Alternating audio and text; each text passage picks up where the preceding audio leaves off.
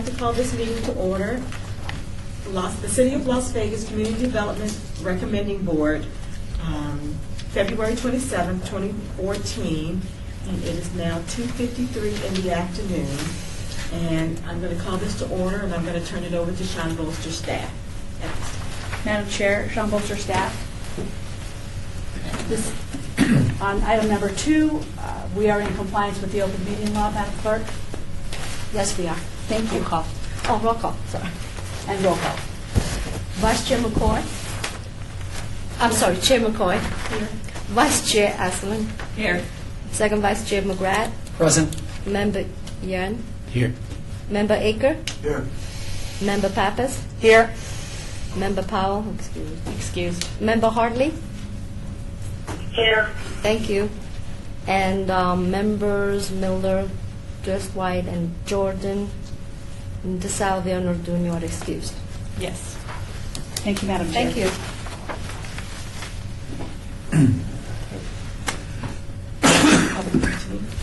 Okay. Item number 3. Item number 3. Public comment during this portion of the agenda must be limited to matters on the agenda for action. If you wish to be heard, give your name for the record, the amount of discussion, as well as the amount of time any single speaker is allowed may be limited.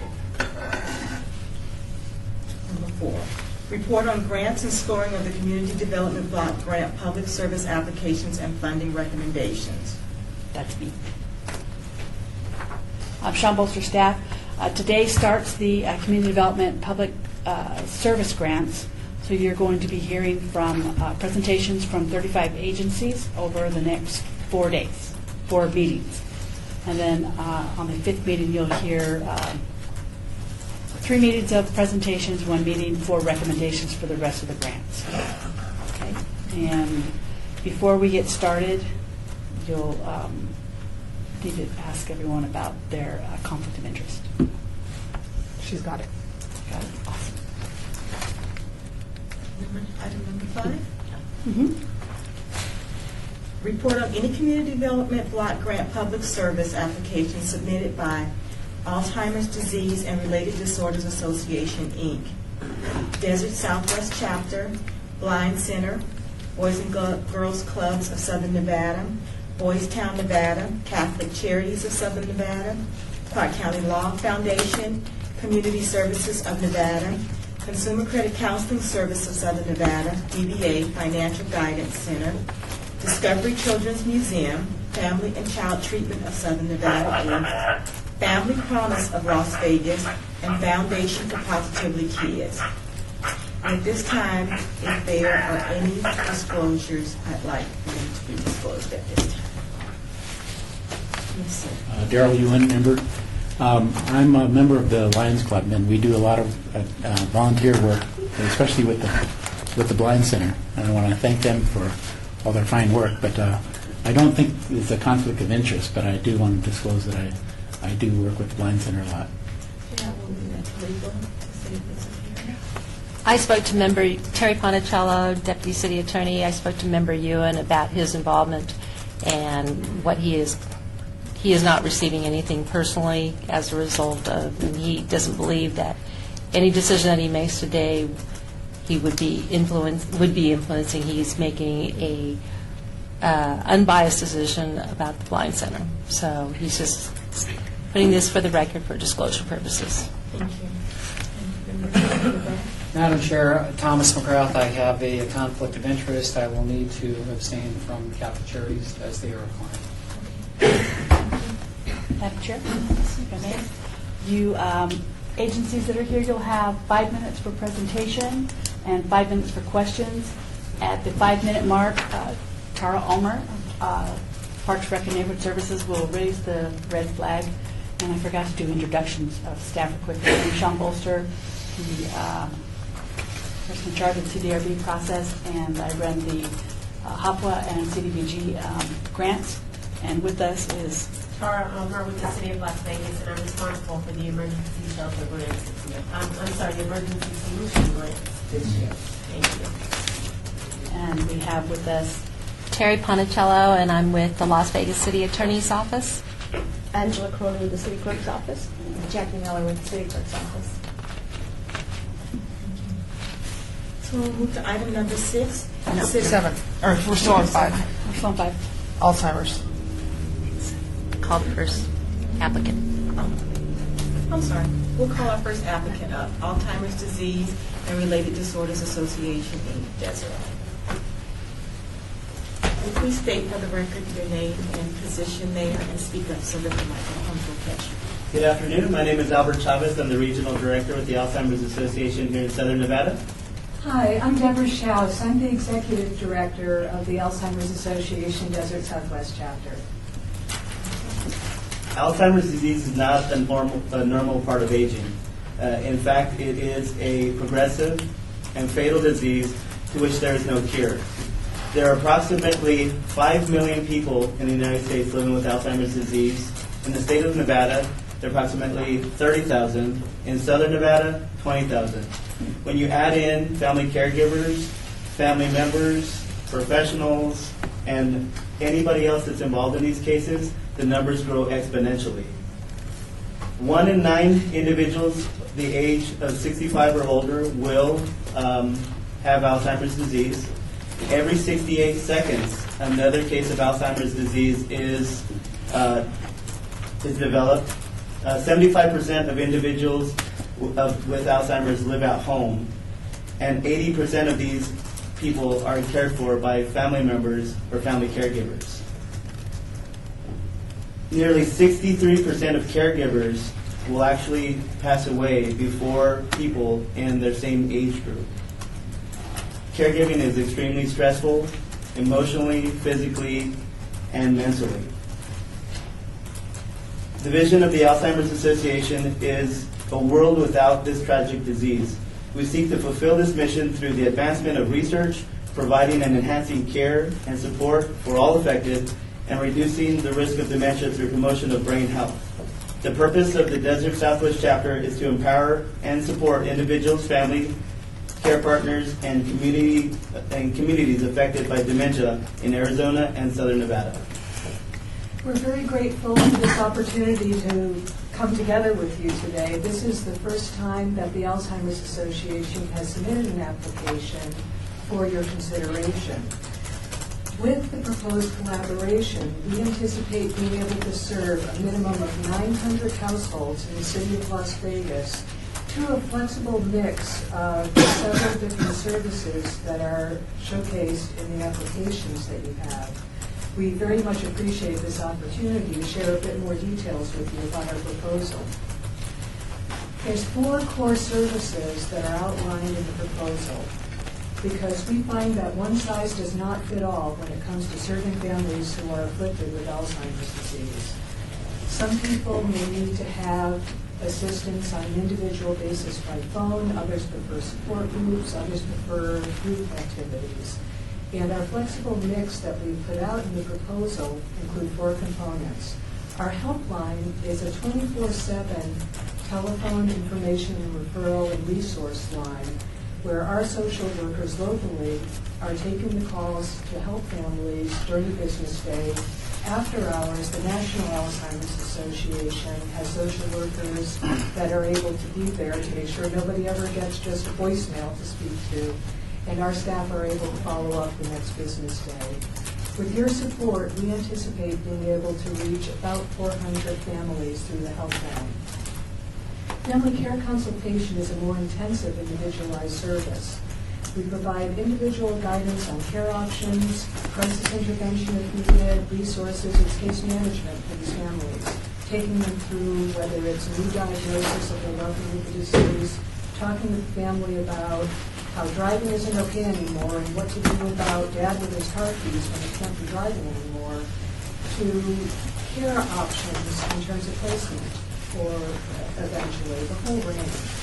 We anticipate serving about 150 clients through the Family Care Consultation Program. Typically, most of the households that we serve with Family Care Consultation will have about 6 contacts with them. But it is, like I said before, one size doesn't fit all. Some clients will be with us in this program literally for years. Others, it might be more of a short-term episode that they need our assistance. Next up, we have support groups. And these are regularly scheduled small groups of family caregivers coming together to build skills, to share experiences, to normalize the very tough experience of being a 24/7 caregiver for a loved one with this disease. We have 3 support groups in Las Vegas. We anticipate reaching about 50 clients through our support groups with your support in this coming year. Monthly attendance isn't required. We recognize also in the lives of caregivers, sometimes they can attend, sometimes not. Typically, most caregivers who are involved with our support group program will attend about 5 to 8 meetings a year. Last but not least, our education program. We have sessions that are designed to increase awareness and knowledge about the disease because there's many misconceptions out there. We also have skill-building sessions for the family caregivers, and we anticipate being able to reach about 300 in education. 5 minutes goes fast. I've seen the flag. I'll just wrap up my sentence if I could. Alzheimer's is more than the numbers that we shared with you, and I hope you get that feel for this in the proposal. Alzheimer's robs people not only of being able to remember where they left the keys, it robs them of their identity and ultimately of their lives. In many ways, even more importantly and more devastatingly, it robs grandchildren of their grandparents. It robs spouses of each other. And with the statistics and the growth that we're seeing here in Southern Nevada and here in Las Vegas of this disease, we really look forward to an opportunity to collaborate with the City of Las Vegas and expand our needed services in town. Thank you. Board members, do you have any questions?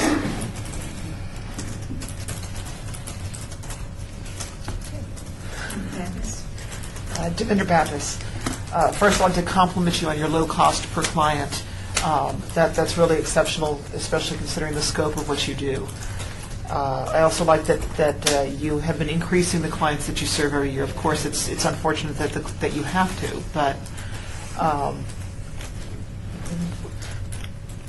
have you found any successful therapies, any successful treatments in slowing down the progression of Alzheimer's, that anything that's worked?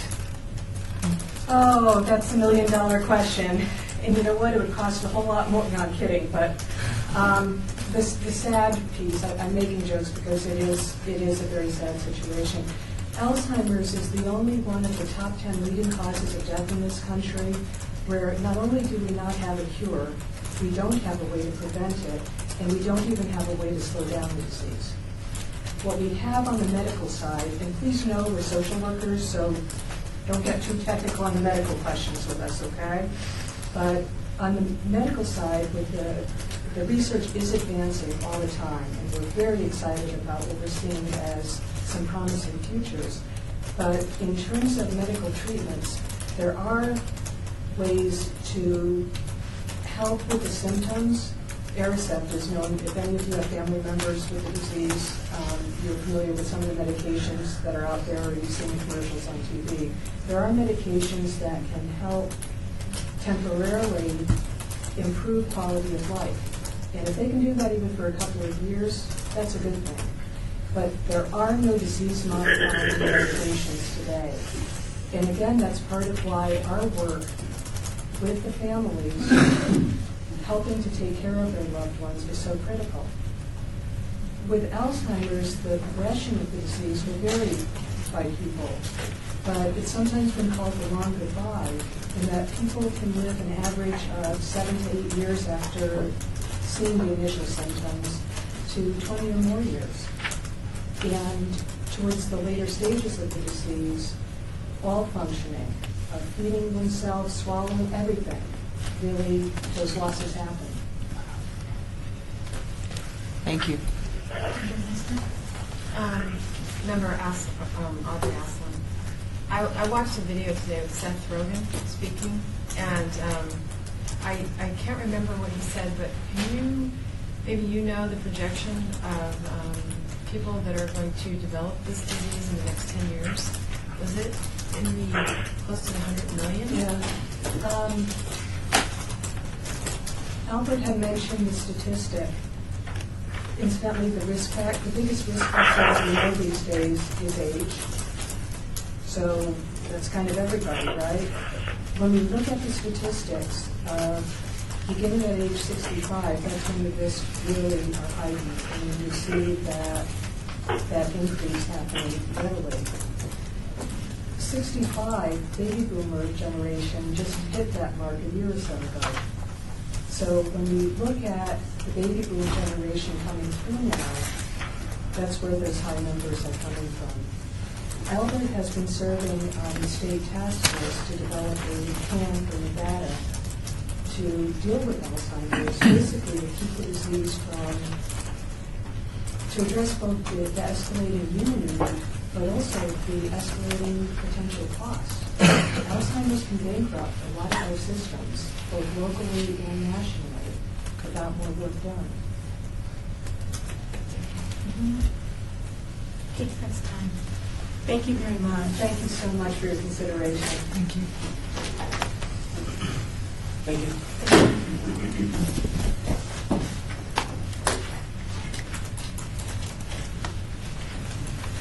Next up, we will have Blind Center of Nevada.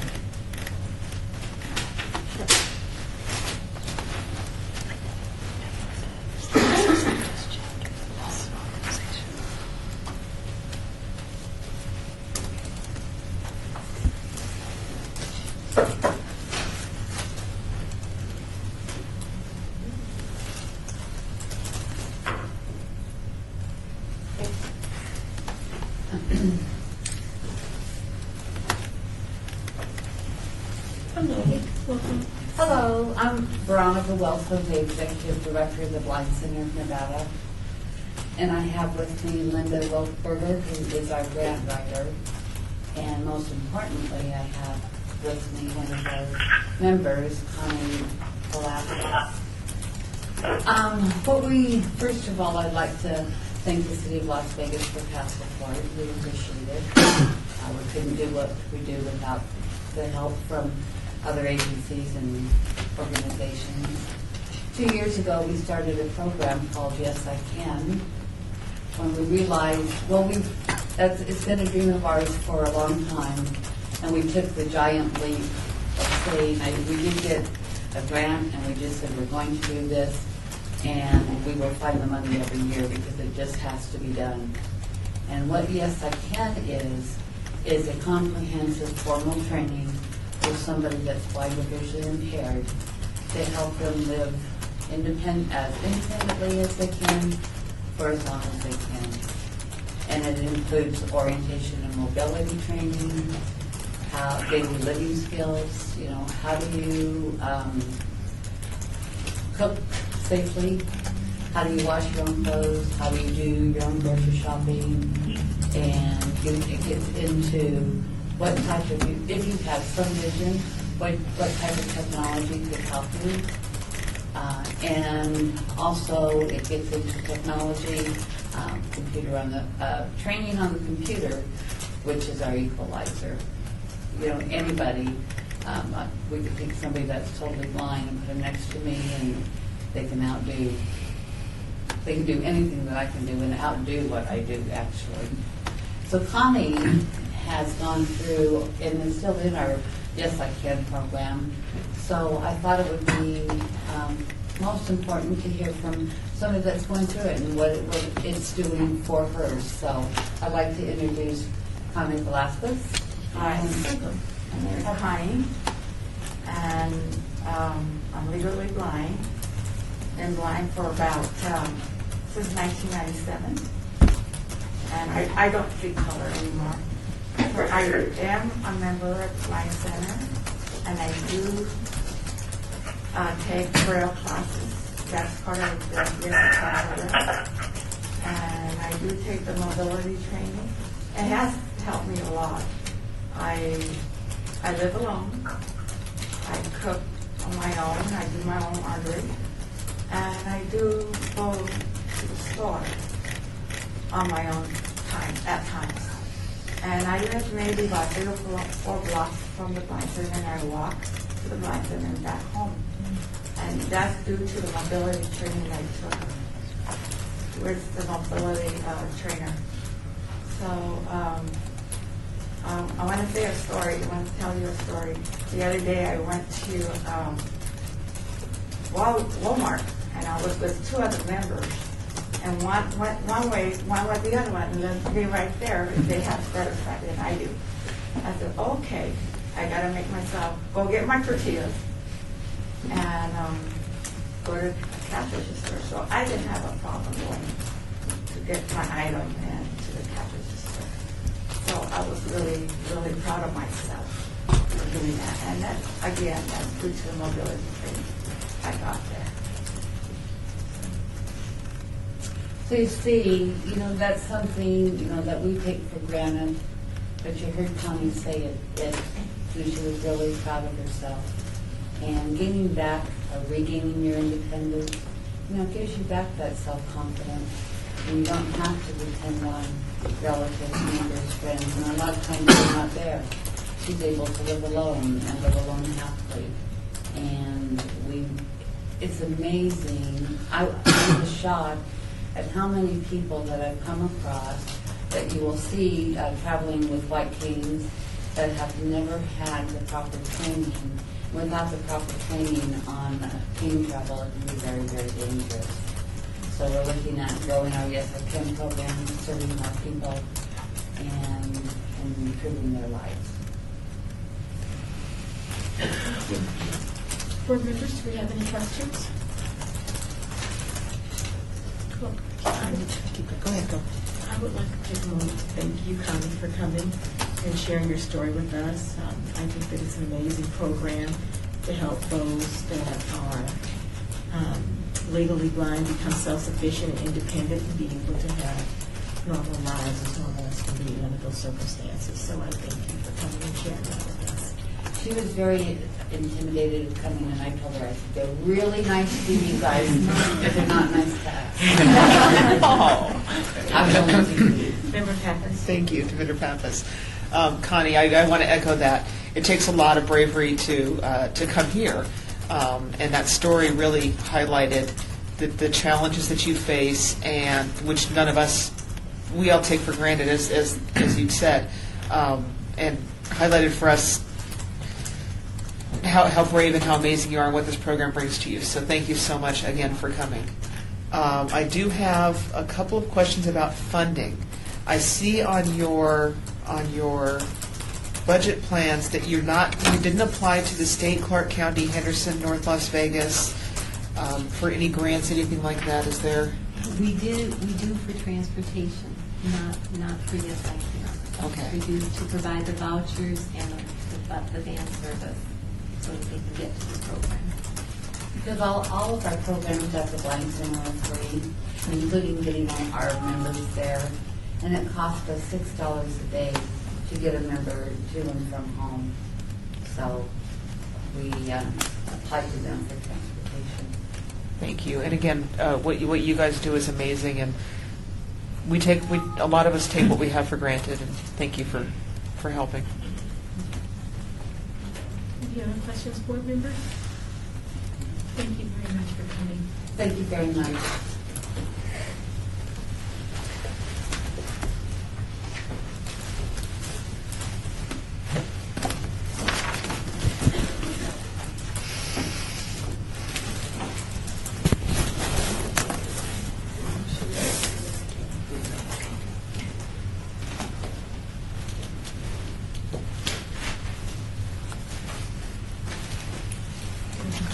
Whenever you are.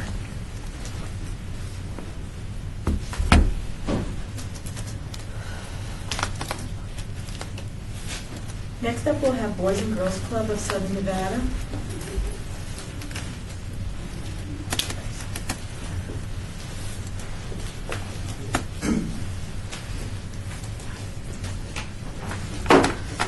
Hi, I'm Ken Rubley. I'm the president and CEO of Boys and Girls Club of Southern Nevada. And I am Debbie Smith, the Grants Development Director. So I thought I'd take our first minute just to kind of update you on our organizations. Just this last winter, in the middle of November, we merged our Henderson and Las Vegas Boys and Girls Clubs together. So after 50-plus years apart, we came together, and we did that out of efficiency, how to serve more kids and do more with our dollars. So hence the surviving entity is called Southern Nevada. Specifically, we're here today to talk about funds for our downtown club, which is on Stewart Street. This club was within 90 days of closing last year. It had a significant funding shortfall. And actually, as part of the merger, I came from the Henderson side. It was literally within 90 days of closing, and it was going to close. And as part of the merger, I said, no, wait, let's give this time to see if we can kind of gain some momentum around the downtown club with the Downtown Achieve project, with Zappos coming in on the same street we're in. And the money we received last year went an awfully long way to helping us stay open. And since then, I'm glad to report, we've been able to garner real support for this club. We have Insomniac is a big supporter of this downtown club. We also have Siegfried and Roy, who have stepped up and become big supporters of this club, as well as Curvin Doak.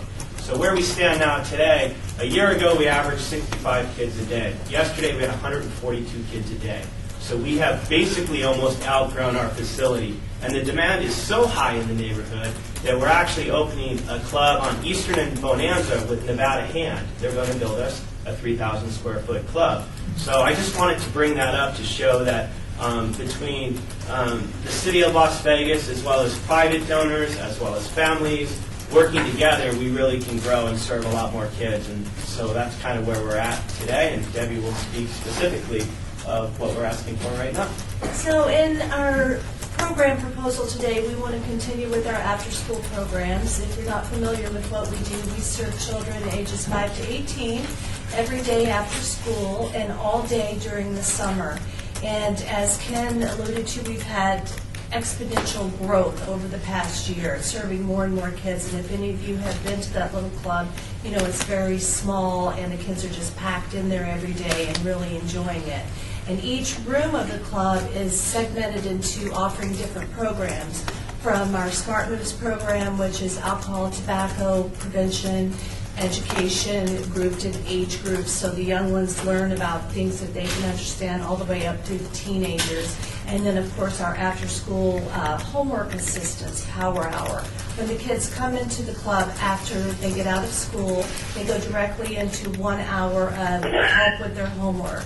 A lot of children in that neighborhood, there is a language barrier at home, so the staff at the club are able to help those kids with their homework, which they may not be able to get when they get home, and that helps their overall development as a child. So when they go to school the next day, they feel much better about themselves. It raises their self-esteem. They're not going into class the next day without their homework complete and feeling, unequal to the other kids who have their homework. It puts them on a level playing field. And to dovetail off the homework comment, in Henderson we had all 7 of our clubs having certified teachers come in and do homework help through a foundation called the Anson Foundation. So we've begun to roll out that same certified teacher tutoring program in the Las Vegas club. So as of February 17th, there's 5 certified teachers that show up every day at our Andre Agassi clubhouse. So with the support of this money, we would look to add the downtown club. So it's not just homework help to say. These are certified teachers who are truly doing small group tutoring, and we've had proven success.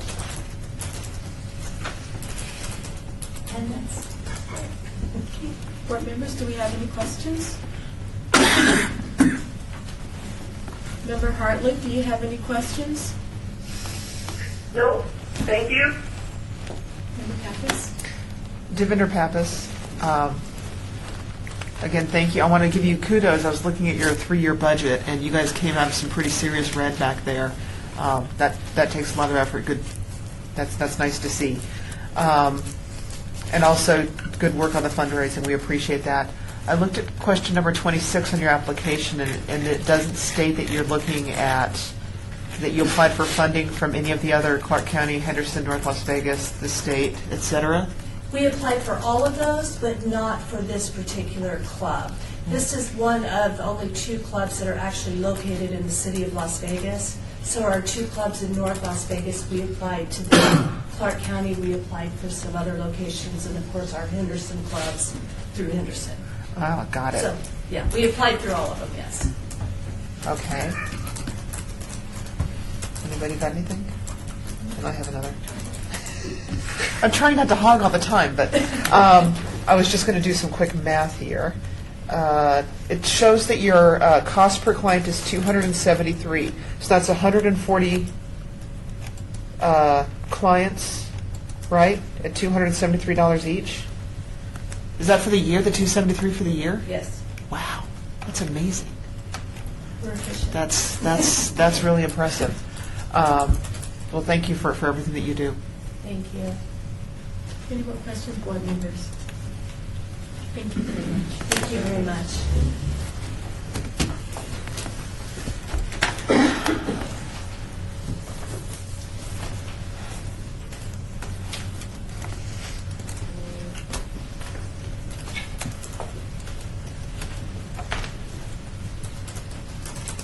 Next up, we will have Boys Town of Nevada.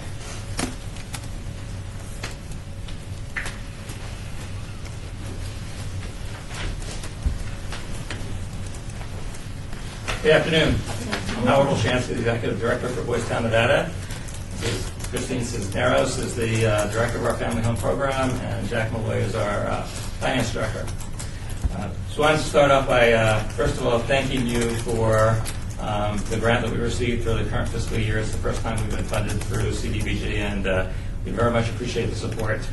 Our program, so in addition to the 800 families that will serve through our community-based services, our funding request is for our residential campus, where we're serving on any given day 30 youth who are coming to us through the abuse and neglect system, juvenile justice, and or with serious behavioral and emotional problems. And Boys Town has been providing the service, and we've had a campus for 22 years here in Southern Nevada. Nationally, we're an organization that's 95 years old, and we serve about 30,000 youth throughout the United States. Our funding requests specifically are for critical areas to the kids that are coming into those protective service juvenile justice systems, and they're around education and life skills for these kids' future. So as you might be aware, if you're not, the kids that come to us having had significant trauma in their lives. They may have been abused or neglected. They may have been involved in some illegal activities. Almost all of them come with some type of trauma, some type of family dysfunction. And when they get to Boys Town, they come having had significant deficits in their educational achievement. So they're either significantly a number of grades below, they're coming with GPAs that are maybe less than 1.0 or maybe a little bit over 1 point, but they're significantly behind. And the funding that we requested through CDBG is really to do two things. One is to focus on their educational support. So it could be as basic as structuring homework time, or as complicated as figuring out how to get involved in ensuring that their IEPs are providing the necessary services they need, or working directly with their teachers in their schools. It's a multitude of supports, but it's a lot of time and attention in ensuring that we can get these kids up to speed and successfully engaging in their education and their educational progress. The other aspect of that, which is very significant for our kids, and again, you may be aware, is that we're serving the population of kids that as they exit the system, and again, it's that child welfare, that juvenile justice, when they exit the system, they're destined to failure. It's the failure of our system and our society that kids that exit foster care, the kids that exit juvenile justice programs are most likely to end up either in jail, homeless, or dead. And we as a system have not historically provided the kind of supports that these kids need to succeed. So while at Boys Town, we are making huge gains, and kids are going from 0.3, 0.57 GPAs to 2.88 in a matter of 8 months, and are coming in never having thought about futures or graduation, but are heading to college. If they don't have the supports when they leave, they are not going to be successful in those goals. So we're giving them direction we're teaching them and we're putting them in a position to be successful, and then without supports, that all that's going to go to the wayside and they're going to fail. So part of our funding request is what we call transitional services. It's the supports, it's the services to follow through with those kids once they leave our program. It's helping them if their goal is to attend college, is making sure that they're transitioning into college correctly, that if they have therapy as part of their discharge plan, that they're going to the therapy, that we're helping them in terms of careers, jobs, transportation, housing, and very significantly for those kids that haven't thought about it but now are thinking future, adjustment to college, and all the pieces that go along with that. And so whether kids are going into independent living on their own or going home, we have services that are in place to ensure that what's in the discharge plan and what is in their future is followed through and carried out. And so that's really what we're requesting funding for. I do have a handout. It's going to look a little crude because what it is, it's an essay that was conducted by one of our kids. And it was an assignment from school, but it's really basically a self-reflection of how he put into writing the benefits that he thought he got from Boys Town and fun stuff. So it says what it is. Thank you. Board members, do we have any questions? Member Pappas? Member Pappas. Couple questions. First off, you don't just serve boys, right? You serve boys and girls. Okay. On your application, questions number 8 and 9. Question 8 says, how many clients successfully participated in the program in the past 3 years? And you say, for the current year, 51. Then question 9, on average, how many low-income residents does your organization serve annually? And you say 890. Good question. So I'm just looking for that core number. So on average, we're serving about 70 kids a year. So we've got bed capacity for 30. Okay. I suspect that there's some discrepancy there in terms of agency numbers and program numbers. That's I think okay. That's what might have happened. So we're serving an average about 70 kids a year. We have a bed capacity for 30, so that's just some turnover in our beds. And so over the 3 years, I could get you the correct number, but it would probably be a little over 200. And just all of the kids, again, our kids are coming through the public system, so they're all meeting the income issue. Absolutely. Can I go ahead? The scroll up to my notes. Sorry, not quite. There we go. You do have a therapist on staff? Correct. And your budget, there's some really big budget numbers. Is that just for this area, or is that like your national budget? What's that? So our agency budget for our site here in Nevada is a little over about $4.6 million. Okay, so that's what I was just clarifying, was if that was just here. Yes. Okay. That takes care of me. Thank you so much. Anybody else? Thank you very much. Thank you again for your support. Appreciate it. Have a great day. Thank you.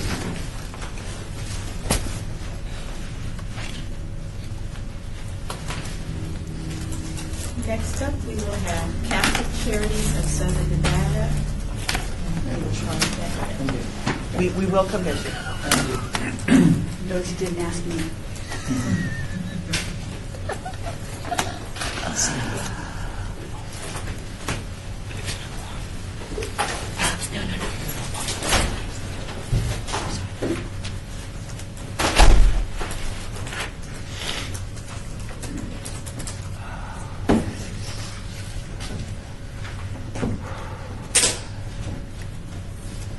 Hello. Thank you all for coming. Good afternoon. Thank you for allowing us to speak to you today. My name is Sharon Kelly, Case Manager Supervisor for the Residential Empowerment Program. We are here today to request from you $144,807 for the Residential Empowerment Program and homeless to home and public restrooms. We have our Controller, Beth Karnowski, and Kevin Miller, who is currently in our residential apartment program, and has recently started training at the Culinary Academy. Our residential empowerment program transitions clients from emergency shelter into our rapid rehousing program by way of intensive case management, job training, and teaching self-sufficiency. Our rapid rehousing program, Homeless to Home, has housed 8 families last week, 7 families this week, and we anticipate 20 families next week. No, next month, I hope next week, but next month, transition into permanent housing. The public restrooms are only unrestricted restrooms available in the Court of Hope for the homeless to use. Steve will speak about the restrooms. Real quickly, we just want to, our funding lasts, can you be over here at the microphone? My big old voice, I apologize. Steve Merriweather, Vice President of Plaza Services there. Our funding runs out at 6 months for these public restrooms, and we just depicted where the restrooms are here at our campus, and we wanted to show you the broad area that's encompassed of individuals, how far they need to go to utilize just these restrooms there. There's 1 ladies and 1 men's restroom in this location on our campus, which is about 25 feet inbound from Main Street. So everywhere along here, specifically along Four Master and all these areas, this is the only publicly easily accessible public restroom for anybody to use.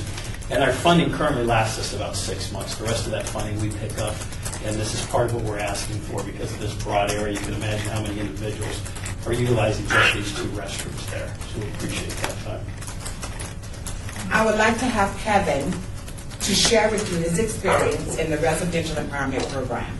Kevin? Good afternoon, ladies and gentlemen. It's my real pleasure to be here today. A few months ago, when I became homeless in September, late September, I had a stroke, was let go of from my company, was soon on the street, came to Catholic Charities in early October to the night shelter. Within my first couple weeks there, I was allowed to volunteer to work in the baggage con-ant, which is where the bags are kept for the night shelter residents where they stay there overnight. A couple weeks later, case managers saw my hard work, moved me into the program, the work program for residential empowerment. Right before Thanksgiving, they assigned me to the Thanksgiving turkey giveaway in the food pantry. And then come Christmas, I was given an opportunity to go into the kitchen and start cooking because I expressed a passion for cooking. Since that time, an opportunity came up where scholarships were available. I qualified for that scholarship. I start classes on Monday at the Culinary Academy in Las Vegas. I hope, as a professional chef, I hope to be working here in town for a long time, be a contributor to this community, be an independent, well-doing citizen for you. But I could not do it without this program. Catholic Charities really took me from a point where I had a stroke, attempted suicide, on the street, gave me my confidence back, gave me my work abilities back, the state of mind back, and where now I can be a whole person again and contribute back to this community. There are a lot more guys like me out there. They just need that one break. And Catholic Charities and this program can give them that break. I really hope you can help us help them. And I hope I could be a shining example for you of this program. Thank you for your support and the opportunity to speak with you today and allowing us to continue to do what we love to do. Thank you. You're welcome. Do you have any questions? I keep trying to give other people chances. Kevin, first off, thank you so much for coming in and sharing your story with us. I know it's not easy, and you are an inspiration. Hopefully we'll be able to see a lot more of you and find you at some of our better restaurants in town sometime soon. I have a question and I don't know if it's for staff. The Homeless to Home program, is that incorporated in this, or is that what we heard the other day that they discussed for just a second? I'm going to go to Sean Bolster's staff and ask the agency, just to clarify, because previously, when the agency came forward, it was for St. Vincent Health Apartments, the restrooms, and the work program. So I see in the application, you're not asking for St. Vincent Health anymore, you're asking for the Homeless to Home program? Yeah. They just switched gears on us a little But bit. didn't we hear homeless to home Tuesday? Probably for ESG for a portion. A different of that. different set of funds for a different section of what you guys do. Thank you so much. Just wanted that clarification. Remember that. I think for some of our new board members, because their time is so limited, that restroom, when you think about the most incredibly basic human need, that's about as basic as you could possibly get. And these people they can't go to the casinos, they can't go anywhere. This is the only place that they can go, and the fact that Catholic Charities offers this service, keeps it clean, keeps it maintained, keeps it running for these people is huge. So I just want to make sure we all recognize the impact of that one bathroom that serves that entire area. I'm done. Any other questions, board members? Member Aslan. So I noticed that the fees charged are going down, and I was just wondering, is that because a lot of people that you serve aren't able to, in what you described up here is how they go out and they work and then they pay a certain amount per day. Is that because they can't find work? Or, I mean, what's the discrepancy? It's been difficult for them to obtain work. It's just hard. But are you serving the same amount of people? As a matter of fact, I think we're serving just a little bit more because the population has grown of guys that we have in the program. And it's awfully hard, but they try every day. You're welcome. Any other questions, board members? Seeing none, thank you very much for your You're welcome. Thank you. And thank you, Kevin, for sharing.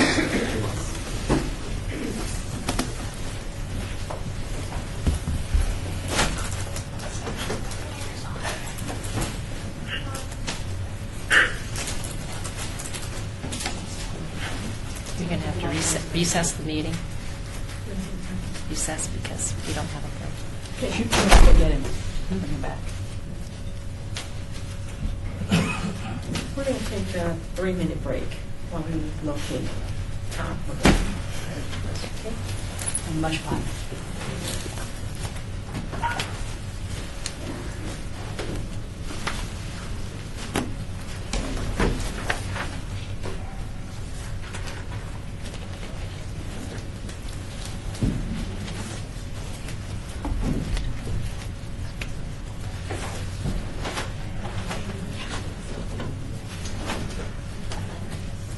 You might be in the restroom. That's probably a good idea. Should have marshals for that.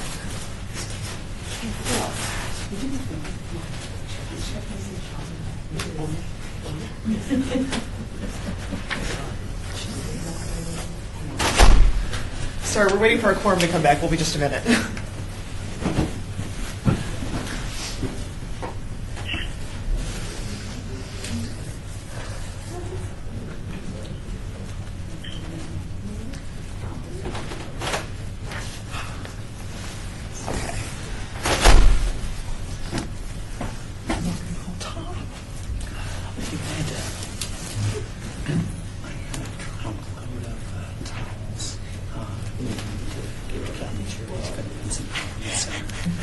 Oh, is that what that was? That's what it was. Hopefully they picked it up. They did. Okay, thanks. I'm going to call the meeting back to order. Okay. I'm going to call the meeting back to order. Thank you very much. And next up, we're going to have Park County Law Foundation.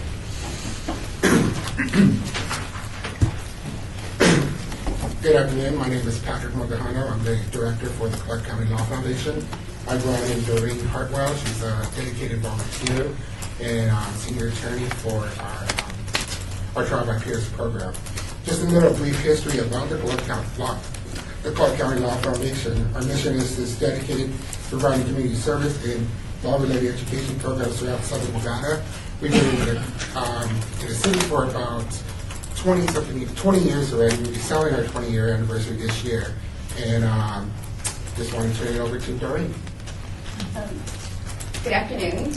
I'm happy to be here to tell you a little bit about the Child Life Cares program. I think it's an excellent, excellent program, and it makes a huge difference in the city of Las Vegas and I think in Clark County for our children in a number of different ways.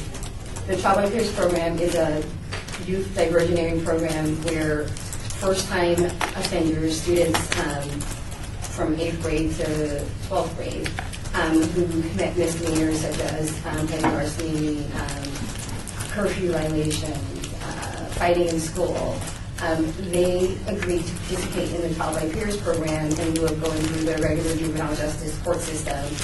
And in so doing, they are then tried and judged by their peers. Literally, the program is run by the students. I'll call them counselors, the peer counselors, go through an 8-week program during the summer where they take evidence, criminal law, courtroom demeanor, and so forth. And at the end of the program, they have a mini bar exam, which they need to pass in order to qualify to represent the students or represent the state in prosecuting the students. And it's an excellent program. Everyone who goes through the program, at the end of it, if they're found not guilty, then obviously your charges in the case is dismissed. If they're found guilty, they have a requirement of a minimum of 8 hours of community service and at least one jury duty. The jury is made up of other prior participants in the program who are now serving their sentence, or it also could include other peer counselors who are sitting on the jury. And believe it or not, the kids are harder on themselves, on the other kids, than probably the juvenile judge would be in some cases. And so I guess it's one thing, too, in terms of the recidivism rate. It's a lot lower for kids who go through the program than through the regular juvenile justice system. So when you're found guilty by your peers, I think it speaks a lot to you. But one of the things that I love most about this program, in addition to seeing some students who are better attorneys than practicing attorneys, is that some of the participants, some of the actual first-time offenders, decide that they too want to go through the program and become peer counselors. And I think that's awesome that we're creating this interest in law early on for all of these young people. And so to the extent that the city can provide any funding to help assist with the program, we would be very, very appreciative. And what's unique about our program is these individuals are actually going through the whole court process. They can actually go into the court and say they're not guilty, and at the same time, the peer counselors are collecting the evidence. They're calling the school department, school district police department. They're calling Metro. They're calling wherever they can obtain the evidence, witnesses, video. Like if there's a theft, they'll call Walmart. If it would happen to be at Walmart, they'll try to collect video from there. So they go throughout the whole process, actually, like any other lawyer would do. And that's what's unique about the whole work. Now, if you look at other peer counsel courts within the states, we're very unique in that point where we're different. And that's one great thing. Another thing is the youth that are actually being tried, that are participating in the program, they also will go through community service hours. And actually next week, we're actually having our people that were found guilty, have been found guilty, to offer community service by going to the coroner's office. And so that's one of our other things that we're doing, working with them to give them the education, and not just within the court system, but also within the community as well. Thank you. Board members, do we have any questions? I'm sorry. That's okay. Thomas McGrath. This is one of my favorite programs that we review. Just a little concern on your 3-year program, just your funding 3-year history. And and that your fundraising has appeared to drop off, just kind of on a downward slope. Can you explain that to us, please? We depend heavily on our rental income, I think, because we actually own our building. And this year, we're actually going to be increased just to the fact that we had increased our revenue when it came to renting our building. But we've been showing that honestly, it's just the fact that we didn't have renters in there, and then we also had to adjust the square footage of how we charge for our rent. And then so now we're heavily working out there trying to receive grants, but the majority of our leveraging dollars comes from our rental income. Okay, all right. Question answered, thank you. Question, Member Daryl Ewan. How do the youth get selected to go through your program versus the court system? It's a diversion program. It's actually going through juvenile justice intake process, and we have a criteria of what cases that we could actually receive. And actually, just this last week, this past Monday, our committee and board we're basically opening the floodgates to accept new individuals, participants, and we're going to hopefully start seeing, we just need to talk to the PA, but hopefully we'll start seeing first-time individuals who received open container or minor possession. And some of the cases are referred directly to from the... I'm sorry. Was that the whole 10 minutes? Oh, that was the 5. We still have 5. Yes. Okay. I was going to say that some of the cases can come directly from the Clark County School District Police too. They're the ones that normally fill out the citation and set the kids for the various offenses. Member McCoy, I just wanted to echo Member McGrath's comment as well, that it's one of my favorite programs that I see come through here, and it's just really exciting to see we take something negative and make it into a positive, and the kids can benefit from that by learning from each other and go on to do something. So, and we also got to remember, after they go through our process, their charges actually it's been dismissed, and that's what's great. It's giving them a leg up and giving them that second chance. So whatever, hopefully just yesterday I was just telling one of the girls, her trial actually she went through the process. Well, and eventually her case got dismissed, but making sure that this is her second chance not to get in trouble at school. It's a fight at school, and just giving them that next opportunity. Member Pappas. Thank you, Defender Pappas. On your 3-year funding, there's a dip in expenses. I don't see what year that is. In 12-13, your expenses went from basically 160 to 100 to 137 back to 155 this coming year. In 2013, we had a drop in staff. We were pretty much temporary part-time during the whole 2013 period. Perfect. Half of it. Can I go again?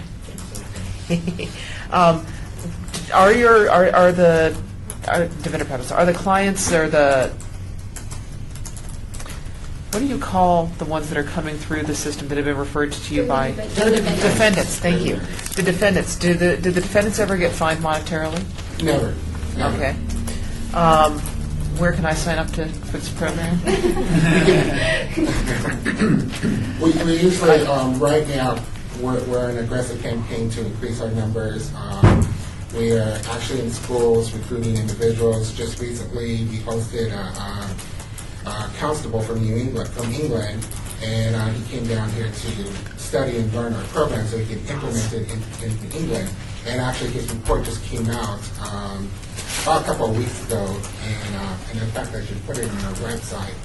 But he traveled all around the country for 6 weeks, and one of our programs was selected. And at that time, we had a mock trial at Canyon Springs. They actually have a courtroom, and we were able to recruit a lot of individuals. Doreen was the judge, and you should have seen we had about 100 students as the audience, and they listened to every single detail. They were enthused, they were attentive, and we also got a lot of recruits there to participate in the program. Aw. Thank you very, very much. Thank you. Thank you, guys. More. Sorry about the confusion on my clock. That's okay. Sorry. Thank you.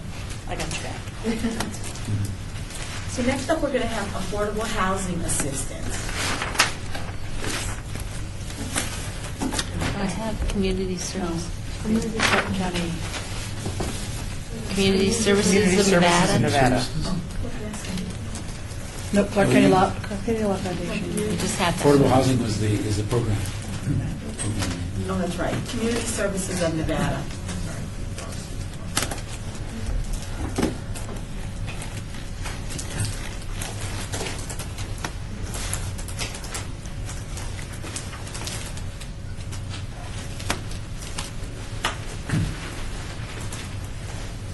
Hello. State your name for the record, please. Good afternoon, ladies and gentlemen. My name is Vicki Henry. I'm the Director of Fund Development for Community Services of Nevada.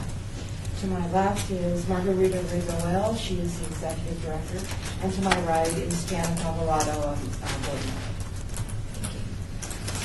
Thank you, ladies and gentlemen, for allowing Community Services of Nevada this opportunity to present our program. Just to give you some information and background, Community Services of Nevada performed a random sampling of 200 of our loss mitigation files and 75 of our hardest hit fund files. Of this sampling, the following information is provided. Of the 200 loss mitigation files sampled, approximately 25%, or 50 files, report income limits that will financially struggle to meet the minimum area median rent of $863 per month. Of the same sample, approximately 10%, or 20 files, have provided utility bills with cutoff notices. What is disheartening is that of the 200 sample files, approximately one-third, or 67 of these files, report that if they lose the home, they will be faced with moving in with friends and family due to income and the inability to afford to pay the going rental and relocation costs associated with the loss of the home, either through foreclosure or eviction. 75 hardest hit fund files sampled report that approximately 50%, or 38 of those files, have utility cutoff notices. Community Services of Nevada receives approximately 150 incoming calls per week, and of that amount, approximately 20, or just about 8% of these calls inquire about rental and utility assistance. Demographically, about 40% of those are Spanish-speaking. The summation of these inquiries identifies that Community Services of Nevada currently refers these inquiries to the Southern Nevada Regional Housing Authority, Catholic Charities, and other service providers for rental and utility assistance. When we add our current files that we have, our client files, when adding those client files and incoming inquiries, we refer about 80 calls per month to these other agencies for this assistance. Southern Nevada Regional Housing Authority offers affordable housing in a combined family, senior, and disabled complexes. There are approximately 2,900 units in 24 neighborhoods, including scattered site housing in Clark County, separate from the Housing Choice Voucher Program, or Section 8 is commonly known. With waiting lists for units averaging of 3 years, and the list for the Housing Choice Voucher Program closed since 2008, the lack of affordable housing is a stark reality to the low moderate income demographic facing eviction and loss of their homes. Community Services of Nevada highlighted detailed statistical evidence in our submission of the RFP that supports the severity of the low moderate income demographic and their challenge to affordable housing. Risking repetition, on February 20th, 2014, Realty Track released their Housing Affordability Index. Accordingly, and I quote, the average annual income needed to qualify for a median price home purchase was $41,544 as of the fourth quarter of 2013, with the average annual income needed to qualify for a median price 3-bedroom rental at fair market rent was $43,892. Accordingly, in the same report, the median monthly house payment in Clark County, Nevada increased by 43% over quarter 4 of 2012. You can easily infer from just these two statistical quotes that the low moderate income demographic have been edged out of the affordable housing market. With the award requested in the request for proposal, which is $60,937, Community Services of Nevada will be able to not only assist struggling families towards safe, affordable housing, but utilizing case management and the services offered by Community Services of Nevada, we can help families, bless you, towards the road to self-sufficiency and hopefully home ownership over time. Community Services of Nevada has served 404 low moderate income individuals in 2013 with a very low income of less than 50% of the area median income, which is $30,750 for a family of 4 annually, with another 256 served between 50% and 79% AMI, or approximately $44,300 a month annually for a family of 4, with the average median real cost of $863 for the low, less than 50% of the LMI. The income level equates to $10,356 a year, or 34% of their annual income for the demographic under 50% of the AMI. It is easy to identify the struggles facing our most vulnerable population. Intensify this effect on the affected children. The complications surrounding educational opportunities with long-term financial stability and the perfect storm of dependency becomes the norm for many in the low moderate income demographic. Thank you. Staff, board members, do you have any questions? I knew she was going to do it. I've been watching her. I am predictable. It's true. Question number 26 on your application, you show you only requested funding from City of North Las Vegas? Not On the from- CDBG. On the CDBG. Okay. I have got to figure out a way to figure that out. How are your clients referred to you, and how do you select it? Because I'm sure you get a lot more than you can handle. How do you select them? Well, rental and utility assistance is a new program. The only thing that we can do at this time now is to refer them to the other service agencies. As I mentioned in the presentation, with the rental, the wait period being so extreme, we don't often know whether or not they were able to be assisted. Most likely not. I have a statistic in the RFP, just to give you a high point in answer to that question, is the very day before, or a couple days before this was submitted, I actually spoke to a client who called in asking for assistance for rental and utilities.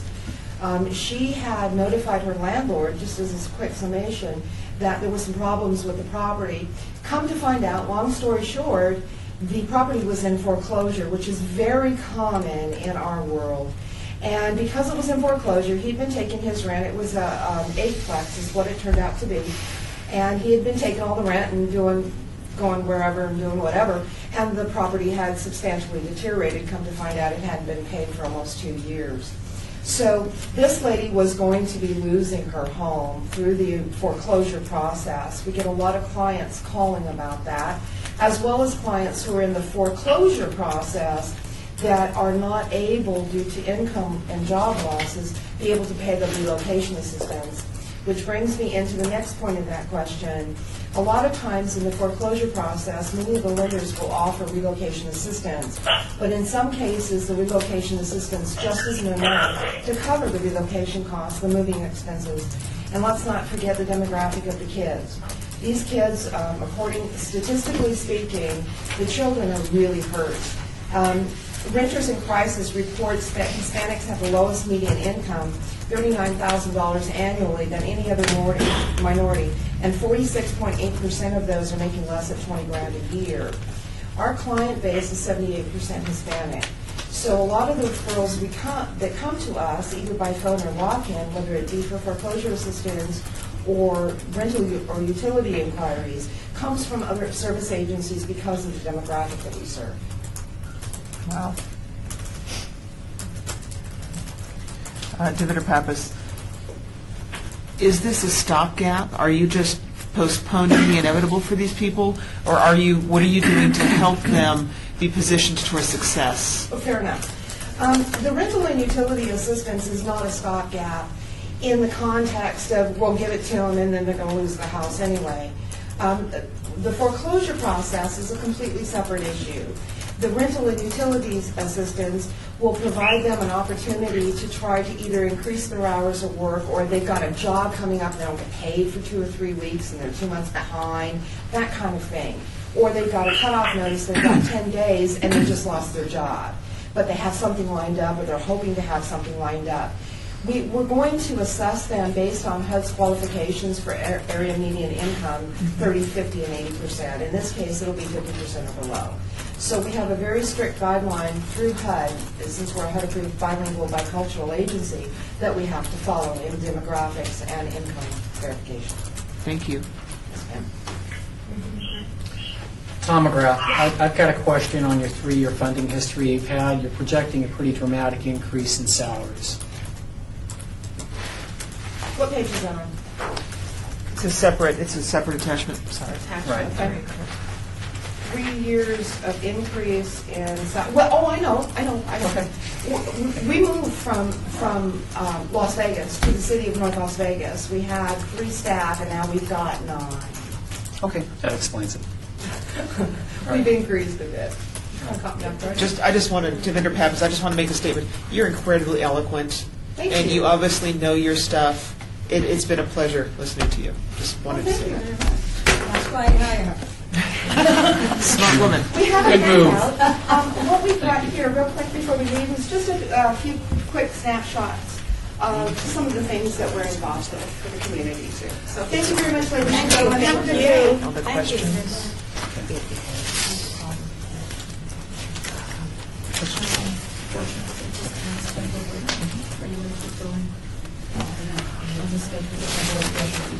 Can we do like a 5? Yeah, 5 minutes. Yeah. Just real quick? Okay, we're going to dismiss for 5 minutes and take a 5-minute break. Thank you. Guys, we're just going to take 5 minutes. We'll be right back. Thank you.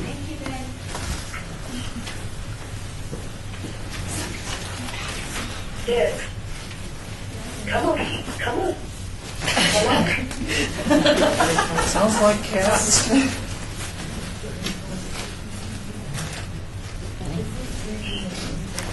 And we so appreciate you sticking with us.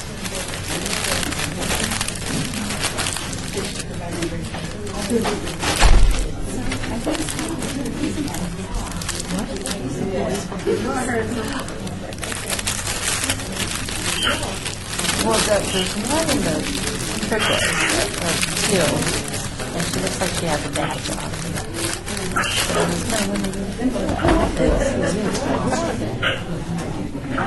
Are they with arts?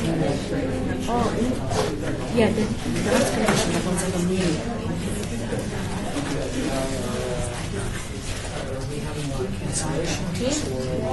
See, that woman has.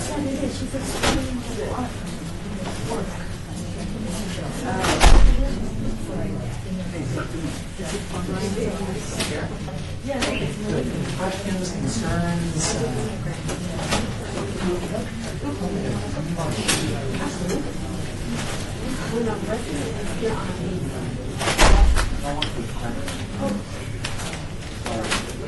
How many more did we have? 1,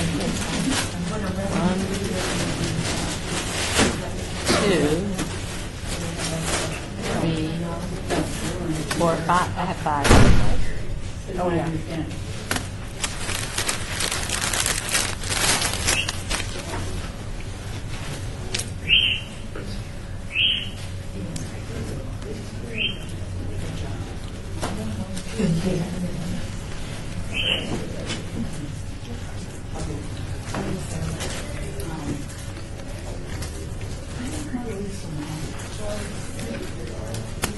I don't think so.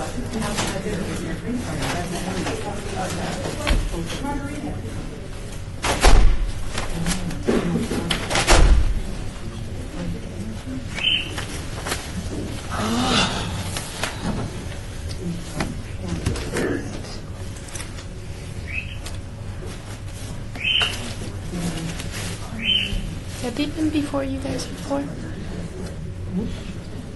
No, she said this is a new program that they just did, that they're doing. Okay.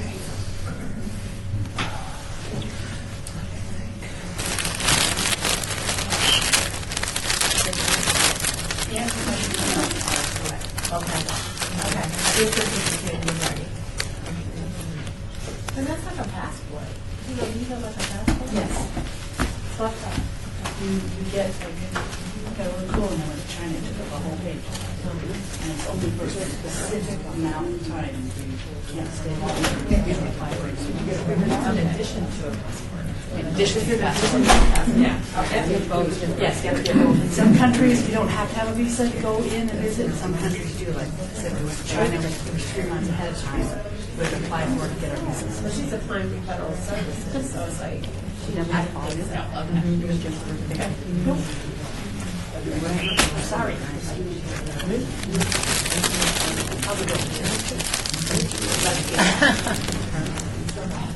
Hard to finally seeing where all the pieces are, and it takes a while to come to speed on.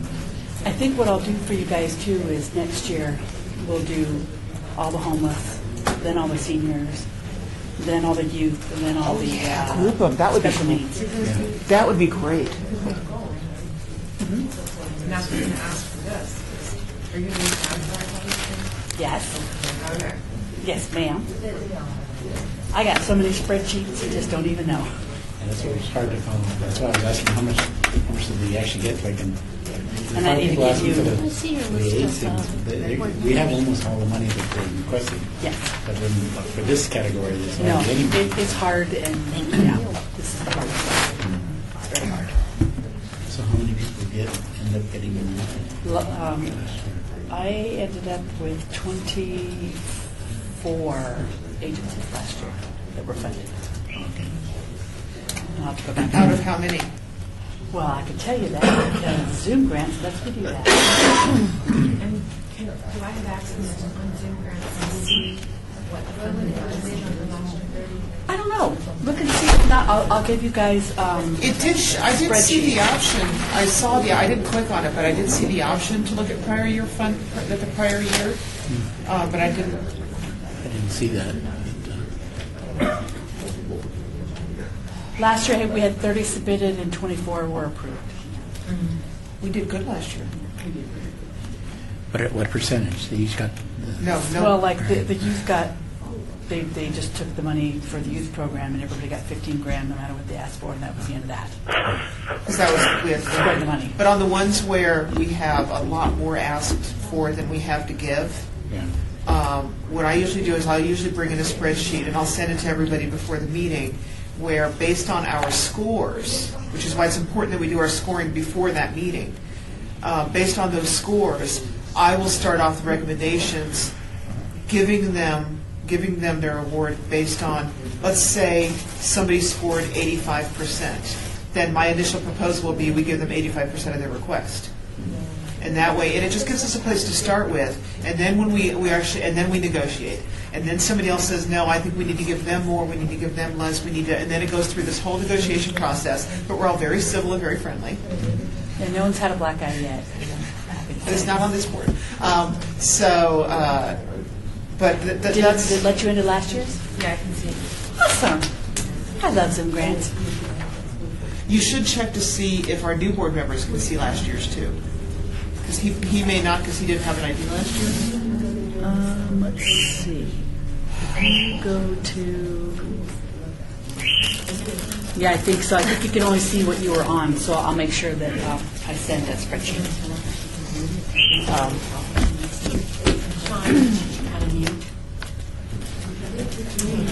probably mute. It depends on what phone she's on. If she's on her landline, Yeah, she this won't would have give that me option. if this would give me what happened in the past. this- And we don't want to mute her on this Right, end. exactly. because- She needs to be able to communicate. Oh, it does. He does have it. Oh, good, okay. So you go to 2013, you can see what we did, and you can see what we did for 2012 as well. That's I exciting. spend a lot of time with It's my not- little min holding her mouth shut. 2013, so it's not in there. Okay, for you, because you weren't, She's so barky. That's what I She's said. so barky, and it's this shrill. I'll try adding you. Yeah, think of how the thing works. Oh, that's 2012. That's exactly what she You're my hero that you can I've do never that. owned a little dog before. I've always had big dogs. Her brain works differently than the other dogs. She's not a dog, but she's not a cat. I'm not quite sure what she is. She's a rat. She's insane. She's absolutely, no, it's taped down. You could have gone around. We just want to see him do it again, because he can't exercise. We're going to call this meeting back to order. All right. Okay, coming back to order, guys. And gals. Oops, I can't move this. We will now hear from Consumer Credit Counseling Service.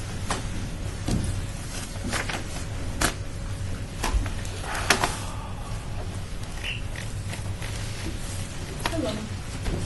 Good afternoon. My name is Maureen Sakamani. I'm with Consumer Credit Counseling Services Financial Guidance Center. We have a senior utility program, and we started this program as a pilot program in the fall. And we're still in the process of modifying the program based on the lessons that we've learned administering the program. So some of the things that we found is we need to do earlier intervention. Because for the original program, the program is designed for seniors age 62 and over, and they receive direct assistance for overdue utility bills, but we required a disconnect notice. And in some cases, that's going to be too late. We have a woman that came in this week who was living by flashlight. She had already been disconnected by the time she came in, and she was concerned about whether or not her flashlight battery was going to last much longer. So what we want to do is modify the program to take people after they're delinquent, before they're at the point of disconnect. Because what we do is we require financial counseling as part of the program. So what this does is when somebody comes in for the counseling, they receive a benefits check. They also receive individual financial counseling with a certified financial counselor, which gives them a realistic, sustainable budget moving forward. And they also receive any other program assistance that we may have to offer, whether that's reverse mortgage assistance, classes that include credit and budgeting, and we also offer programs for debt repayment if that's an issue for them. So what the funding would cover is direct utility assistance of up to $250 for a minimum of 80 senior residents of Las Vegas. The program in its entirety with the CDBG funding is going to cover 200 seniors, and they'll receive the financial counseling along with the other programs that we offer. However, they may not receive the direct assistance. And for the direct assistance, there are different criteria that we have. They have to have not received assistance within the past 12 months, and we utilize HMIS to make sure that they have not received assistance. They have to have a valid Connecticut ID. I'm sorry. I'm new here. Welcome. Let me make that a valid Nevada ID. And if they don't have that, we do refer them to ULEN to help them get an ID. Another thing that we found with the program is outreach is huge, and we need partnerships. So we've developed some new partnerships, and one of them is with Helping Hands of Vegas Valley. And what we do is we have brochures that go into their weekly food bags, and they offer rides for seniors. So what they've done is they've prioritized rides to our facility so people can make appointments in a timely manner before it becomes a crisis. We're also in the Royal Pages, which is the Clark County Senior Directory for utility assistance and financial counseling and housing counseling. And we're also going to partner with 3 Square and their Senior Share program. So we're continuing to refine the program, and we find that the need is great. We do free tax preparation. As part of that, we have a survey that we ask people to fill out. And what we found when we give them options of what kind of services they're looking for, a lot of people are looking for rental assistance. They're looking for utility assistance. They're looking for programs that we offer. And we also, one of the things that we do is we try to figure out ages on people. And we're finding a lot of people, a lot of seniors, who the only thing that they're looking for is utility assistance.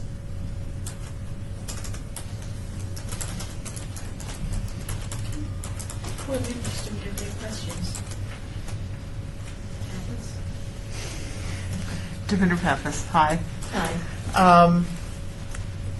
We're hearing a lot of programs coming forward right now for the utility assistance, and there's obviously a great need for it. This is a new program for you.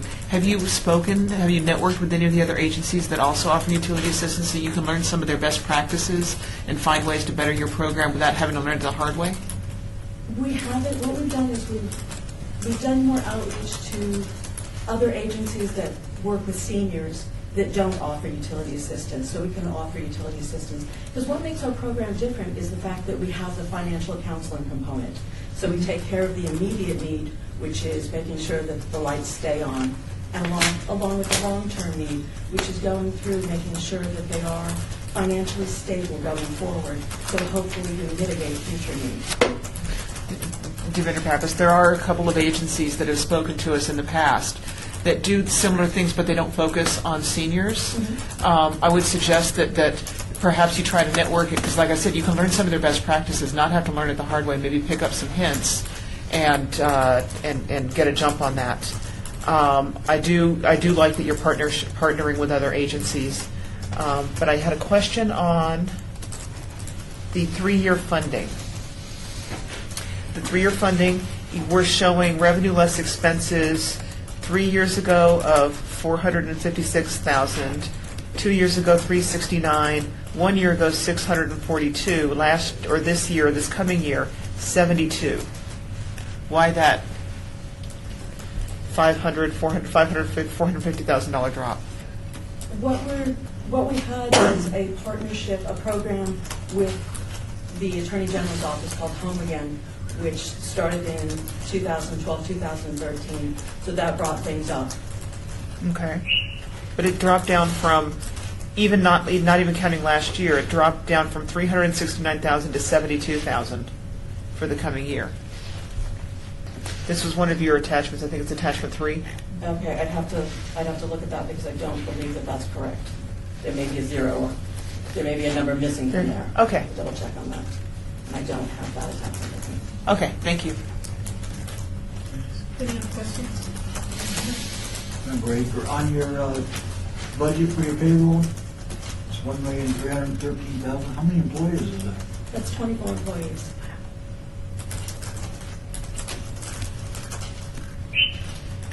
Member Audrey Aslan. So in reading the application, when you give the $250 or you figure out that they need it, you give that to them, do they pay any fees? It says that they don't pay fees, but you collect fees. You have fees that are collected in your 3-year budget, so these people, this program, you're not collecting fees. No, there are no fees with this program. There are other programs that we offer, such as debt repayment. There is a $10 monthly fee, but there is no fee with this program or any of our financial counseling or housing counseling, debt management services.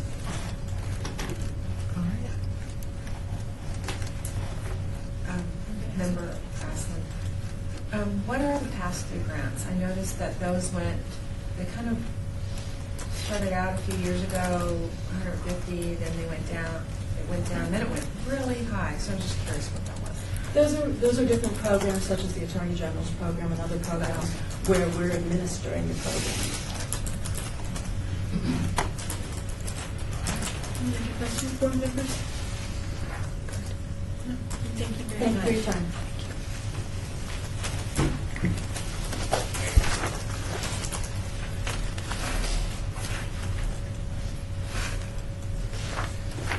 Next up, we'll have Discovery Children's Museum.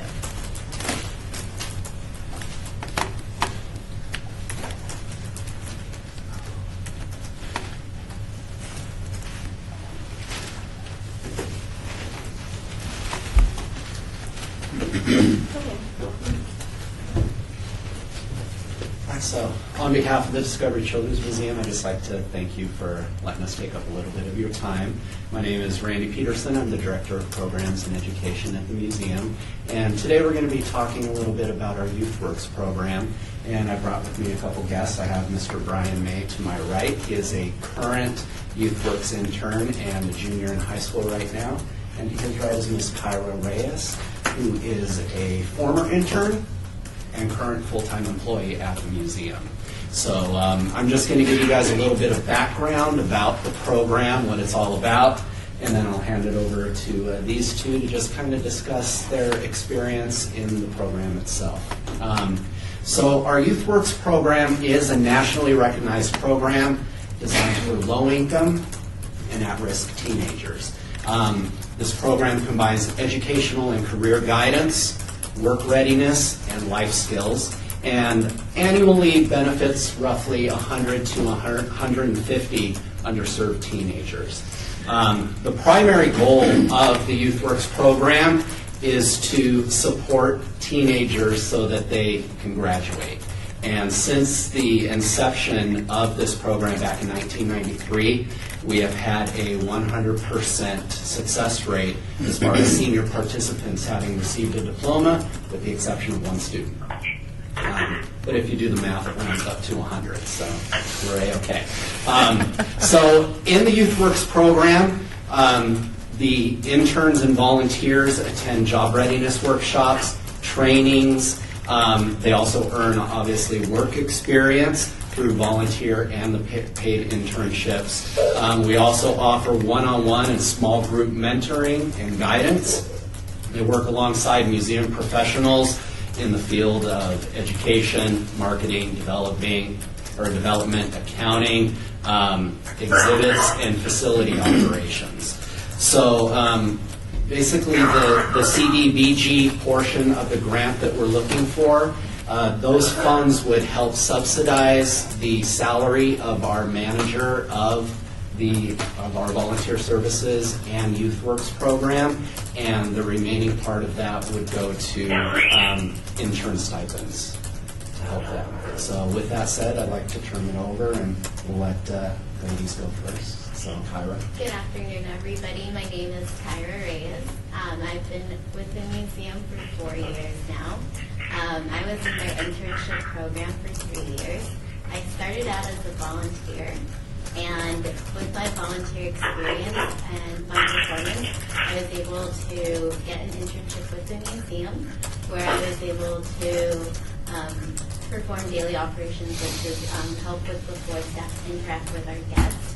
But I've also had the opportunity to work for birthday parties, so I've hosted birthday parties, and I've also had the chance to help with summer camp.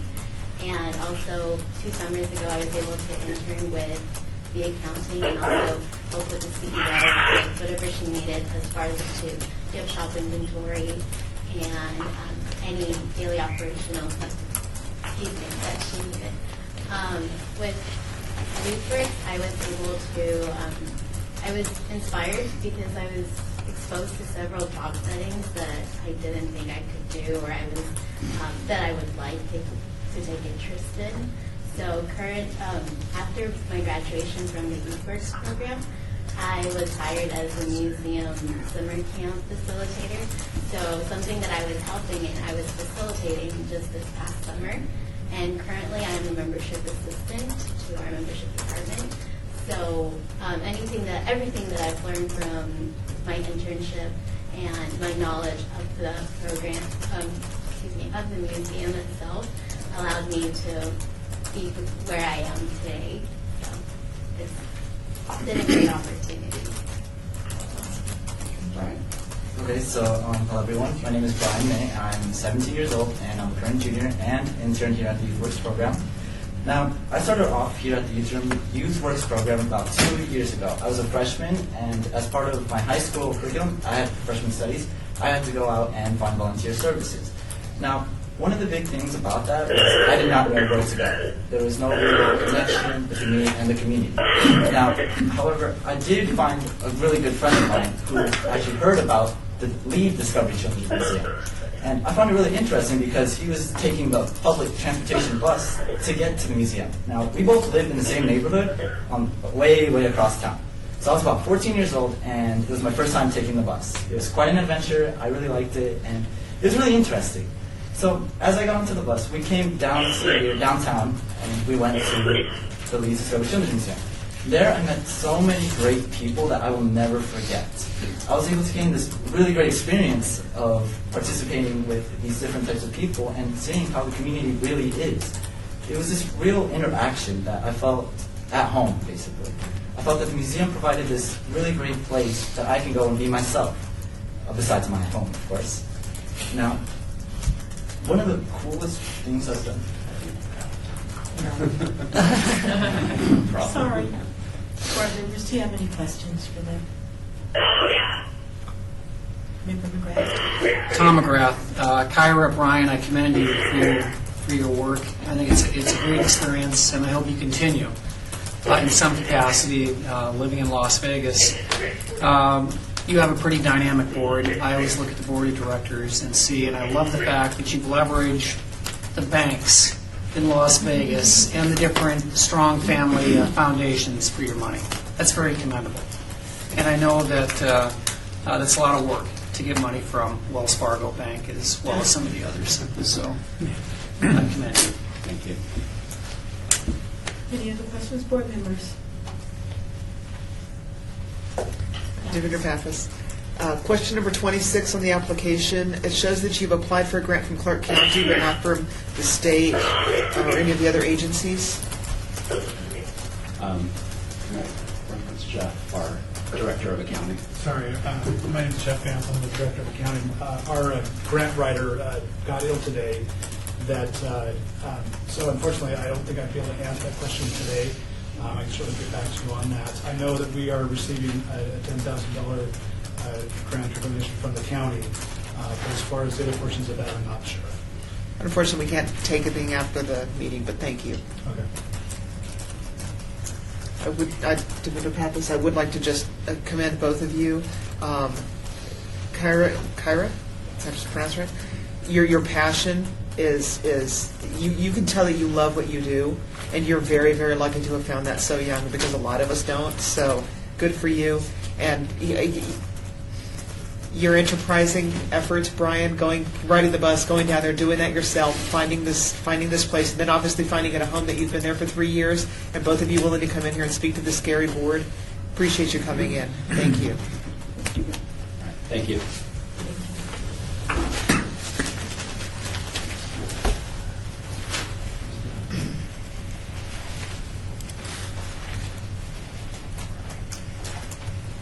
So next up, we'll have Family and Child Treatment of Southern Nevada.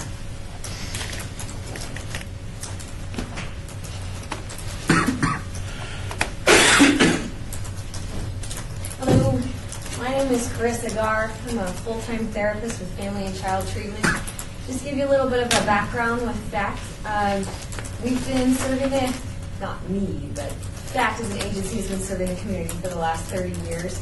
We specialize in treating trauma, specifically trauma resulting from abuse and other forms of violence. This program that we're asking for funding for is specifically for our domestic violence program, and that has two key aspects. The first is we see victims directly in our offices and we provide them quality individual therapy services. And then the second, we have a collaboration with the Shade Tree Shelter, where I go multiple times a week to provide domestic violence group therapy, group counseling to the victims of the Shade Tree Shelter. FACT is also a training facility, so we also utilize the opportunity to train students and new therapists on how to be good therapists. My name is Linda Lewis, and I work with FACT in helping them put their application together. Board members, do we have any questions? Member Pappas. Thank you. Looking at the 3-year funding, I see that your expenses have gone down. How have you been able to get your expenses to go down over the last couple of years? The best answer I can give you for that is that FACT, like a lot of the other agencies, has either lost or had reductions in the amount of dollars that were coming in from some of the various programs. Since this application, they do have a federal grant that they have added to the roster, so they do have additional resources coming in. I was specifically asking about the expenses going down. Is that because you don't have the money coming in, so just by natural you can't spend what you don't have? Okay. Thank you. Thank you, ma'am. Has that affected the number of clients that you've been able to serve? No. Short answer, no. We continue to serve our clients regardless. If we have had a ebb and flowing staff, but we're back up now. But when we have less staff, when we're all full, we do develop a waiting list, but we work really hard to make sure everyone comes in. And we do provide counseling services free of charge for domestic violence victims in particular. Anyone living at the Shade Tree is always zero out-of-pocket cost for them. And then for the rest of our clients in our other programs, it's a sliding fee scale as well, which usually means $0. I think I have one client who pays $10 when they can.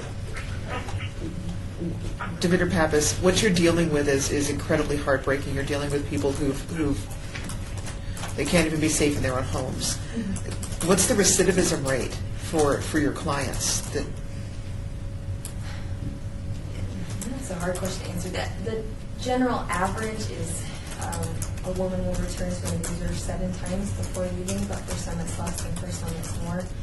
Our goal is to help them refine themselves, reestablish their self-esteem, reestablish their boundaries, so that they can feel the confidence they need to not need a relationship and not feel dependent anymore. The cycle of abuse is extremely damaging, and when you have lost your sense of self and you've lost your identity, it's really hard to move forward without the person who tells you you're worthless, you're nothing without me. And so the domestic violence program at the Shade Tree works to eliminate that by, one, addressing the cycle of abuse and helping them identify what the abuse was, and then rebuild their self-esteem and rebuild their sense of boundaries so that they can continue to move forward. Thank you. Any other questions for Amber? Seeing none, thank you very much. Thank you, guys.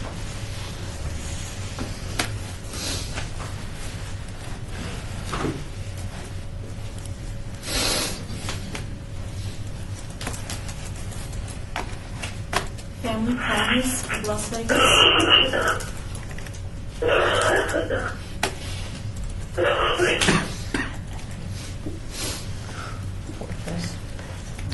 She's such a trooper.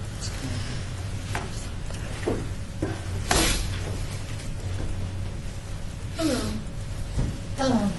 Good afternoon. My name is Terry Lindeman. I'm the Executive Director of Family Promise of Las Vegas. And I'm Randy Mitchell, a volunteer serving on the Board of Directors of Family Promise of Las Vegas and acting as treasurer. Thank you for this opportunity to present our program to you, and we also want to express our gratitude for funding over the past years.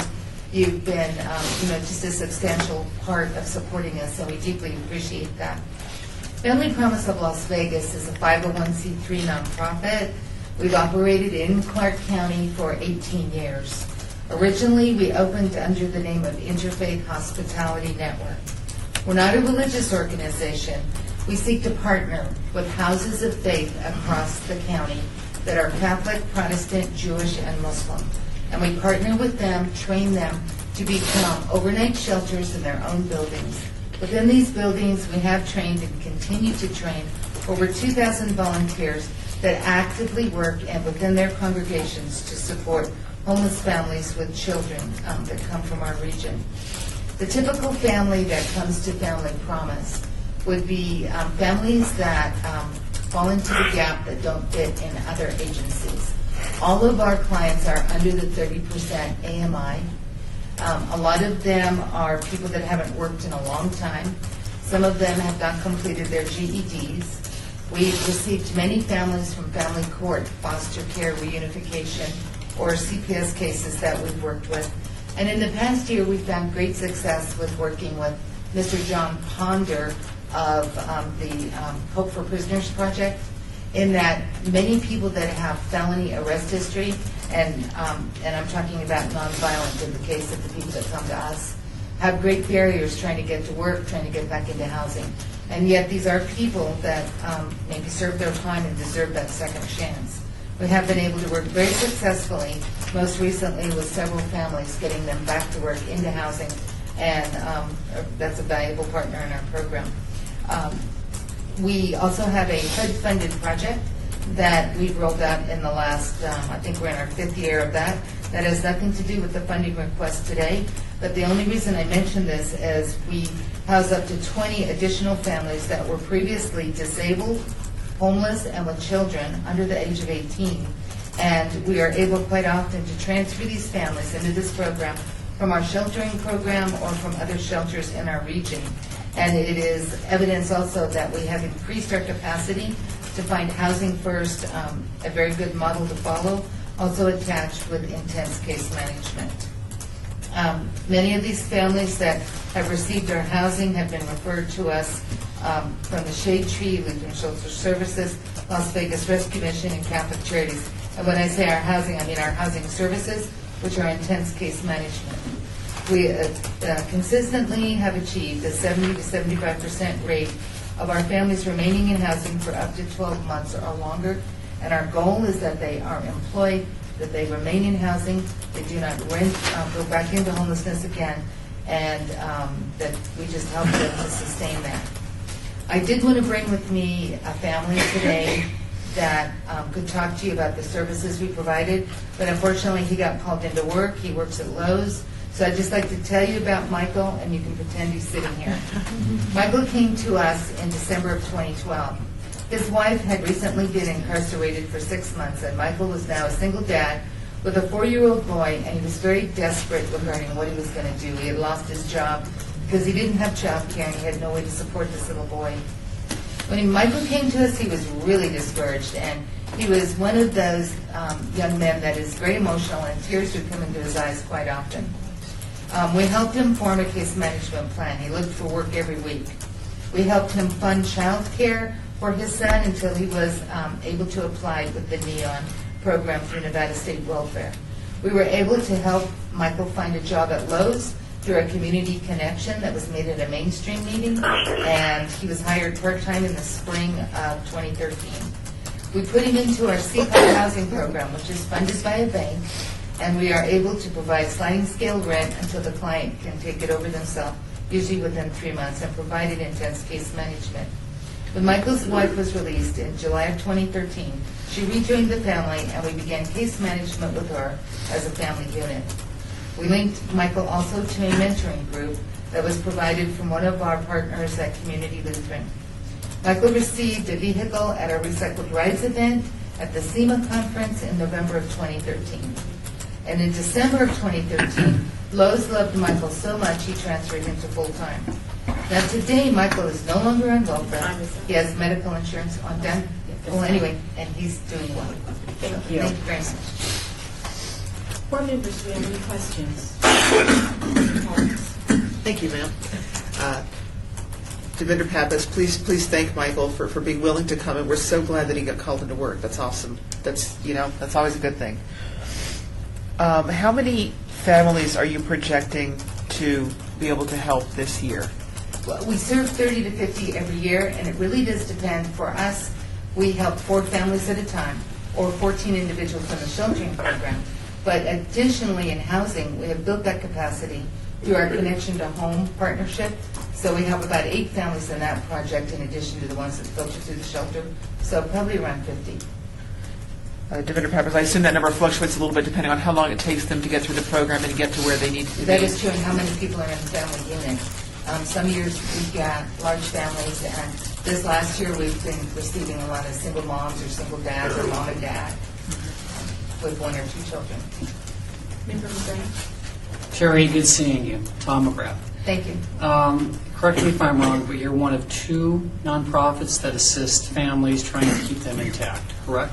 Yes, and we are sometimes the only one, because the Rescue Mission does have a unit, but we can keep a mom and dad together in the same program going through shelter, and also single fathers with children. We're a specialist for that. And that is really a significant niche in our community. That's great. Now, and I know in past discussions and what I read, you're going to be moving here fairly soon, correct? Yes, we are in a strategic plan right now to move to a larger building, about 3,000 square feet, with housing on that site, maybe 4 to 8 apartments. And I'm not at liberty to talk about it today, but as soon as I can, you will all know. Very good. All right, thank you. Questions answered.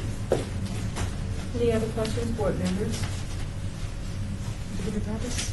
Just what's the recidivism rate for your families? Well, it's very low. 75 to 80% do not go back into homelessness. This year, we are running 100%. Right now, 100%.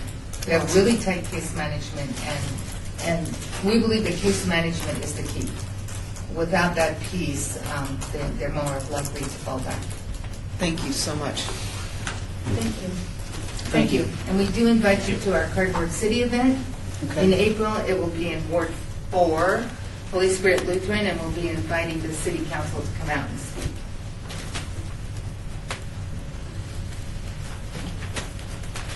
Madam Chair, point of clarity, Cheryl Bolster-Scott. Yes. Just so that Pam knows, our next applicant is our last applicant of our session. Okay, thank you. Foundation for Positivity Kids.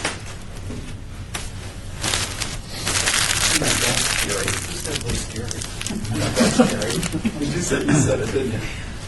If you're 13, 15. No, that's true. I'm Fred Schultz, CEO for the Foundation for Positivity Kids, and this is the same Linda Lewis that was up for FACT, so you'd see her again. She wrote our grant for this program. As you know, we are the only agency that cares for the medically fragile child birth to age 18. We've provided respite care. We provide medical day care. We run a clinic over at Child Haven. We have 3 clinics now with the school district. We have skilled respite at home, and you've funded us before for some of those programs in the past. This particular program is a little bit different, and it's rather new, and I'll explain it to you, but it's health coaching. And health coaching is part of the new Accountable Care Act as we go through the process with our new electronic medical record, which just came on board, and as we take a look at focusing on preventative care and appropriate self-management of chronic disease with these families, the Affordable Care Act is mandating that these kids, these patients don't get readmitted again to the hospital because reimbursement does not, the hospital isn't qualified for reimbursement if the kid comes back with the same diagnosis within 30 days. Oh, you're kidding. And so it becomes part of the responsibility of outside agencies such as ours to help the family manage their own chronic disease. And so in our case, you're talking about the 3 major disease processes that we look at is obesity, diabetes, and asthma. And so those are the 3 that we focus on. Because now that we have the 3 school clinics, and we've taken over 3 school clinics, soon to be a 4th clinic, probably within the next 3 to 4 months, we're trying to make certain that these kids manage their asthma, manage their diabetes, help the 15-year-old mom understand on this first child that she's had how to feed this child and what to provide for this child and how to take their breathing treatment so they don't get readmitted to the hospital. And so what we're looking for, we're requesting today is $75,000 for a health coach. This could either be a social worker, it could be a nurse practitioner, it could be a general RN, but someone who works with that family and helps them understand and take responsibility for the care of their child. So that's what we're looking for today. Thank you. Board members, do we have any questions? Mr. Pappas? Thank you. Director Pappas. I have a couple, so I'll break so that other people can get in. Sure. What about when the children age out of your program? What happens to them? Do they get referred someplace else?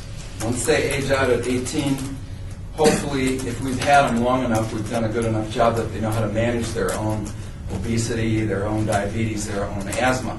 There is no other place for them to go except to an adult clinic to continue their care. Okay. You had talked about the new Healthcare Act will not the hospitals are Yeah, it's the really, chronic. That's. Let me tell you about that. It's really pretty scary. And if those of you who are familiar with hospitals, you understand what they're going through right now. So If you have, just take an adult for instance. If you have an adult that goes in with an asthma attack or chronic lung disease of some kind or whatever it might be, congestive heart failure, and they go into the ER and they're treated for that and they're managed for that and they get medication for that and then they're discharged. And if they come back with the same diagnosis within 30 days to that emergency room, the hospital will not get reimbursed from Medicaid for that same diagnosis. You better hope the patient comes back with a different diagnosis or something added to the original diagnosis, because the hospital won't get paid any longer. Okay, Devinder Pappas, so does this, in the past, previous years, you've talked about some of the medically fragile children that you care for, and we're talking about children that are born with serious disabilities. Are they caught in the same mess? They're not. They're similar, but they're looked at a little bit differently because as the child gets older, as the disease entity changes, when they get older, sometimes they get a little bit worse, they get a little bit better. Sometimes there's an additional disease that's added on top of what they have. So it's not looked at quite the same by Medicaid or Medicare. Medicare would be the adult, Medicaid would be the kids. It's a Medicare law that's taking place right now. Okay. Now, there are some children under Medicare, but very few. There's disability Medicare. But all our kids are mostly under Medicaid. The point is that with the health coach, they start to learn how to care for themselves. Who can be your best advocate but yourself or your mom or dad? And so that's the point of having a health coach. It's all part of the Accountable Care Act. So we're all kind of getting forced into doing some things that maybe we don't want to do, but it's the best way that we can keep kids out of the hospital and start to provide better care for them. Okay. Got one more? Go. Okay, so Augie Aslan. So if I understand this correctly, you're coaching the child and the parent. So they don't show back up at the hospital. But if they're not paying the bill to begin with, why would they be willing to receive the information that you're giving them? Because they want to feel better. Sure. But I mean, do you have any type of scientific or reports or anything that would lead us to believe that people would be receptive to this? Because they're not really going to be paying the bill. It's really the hospital that's on the hook for paying the bill. Do you follow what I'm saying? Do you find that these families, besides feeling better, are willing to accept this training and listen? I've not had a problem in the past with training families to accept the coaching, accept the care. The problem that lies in with that, as you mentioned that, is how do you get the 15-year-old mom who has Medicaid and the child has Medicaid to get their medication paid for their asthma? Because that's not paid for. So that's the next trick in this system with accountable care and keeping kids out of the emergency room and out of clinics and out of quick cares is how come you didn't take the medication that I gave you the sample of when you left? Because I couldn't afford it. We don't do that piece. There's very few people that do that piece. And if you're familiar with what's happening with pharmaceutical companies, you don't see free samples in offices much any longer. It's diminished considerably. So I don't know if that answers the question exactly, but I don't know if there's any data. Linda might know for sure if there's The only data thing I on can that. tell you is that healthcare coaching is becoming a major factor in healthcare services today. You can become an accredited healthcare coach. There are standards for how you operate that and what you have to do. One of the most effective methods is the, I'm blocking on it, not family therapy, but one of the MDT therapy, motivational, because that has proved most effective in getting families to follow through and do what they're supposed to do. So I think you'll be hearing, just generally as citizens in the community, more and more about this. It's really a new trend in medicine where you're not, where you're doing ways to help the family get better. Thank you. Thank you guys so much. Thanks.